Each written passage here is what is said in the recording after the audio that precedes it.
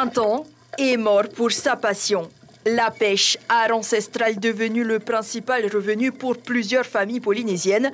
Avec le temps, cette ressource économique a créé un véritable cercle vicieux et funeste. Beaucoup n'ont pas de travail et ils vont pêcher pour se nourrir. Voilà. Et donc, le poisson est de plus en plus difficile à attraper. C'est-à-dire, il est méfiant, de plus en plus méfiant. Donc, il faut faire preuve d'astuce, tout ça. Puis, il faut rester beaucoup plus longtemps. Voilà. Donc, ça enchaîne des risques. L'appât du gain motive dans la majorité des cas. Les victimes sont souvent inexpérimentées ou pas formées. Le problème, c'est on appelle ça les poissons cercueils. C'est le poisson qui est, par exemple, le mou, que tout le monde connaît, qui est un poisson assez difficile d'approche et qui va rester à distance. Il va falloir prendre du temps pour le faire venir. La plupart du temps, il y en a qui arrivent très bien à le faire.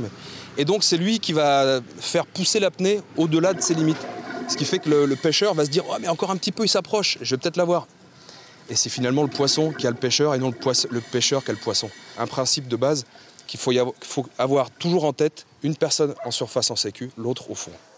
Depuis le début de l'année, on dénombre officiellement 3 décès en pêche sous-marine. 2 d'entre eux sont originaires de Mataya. Un constat alarmant qui oblige la municipalité à mettre en place des sessions de prévention aux pêcheurs de la commune et de les étaler à l'échelle de la Polynésie. Le ministère des Ressources marines, en accord avec le Conseil des ministres, va soutenir la Fédération de sport subaquatique, donc Romuald de Montagnon, Rahiti Buchin et tous ces champions, pour venir faire de la sensibilisation dans les communes.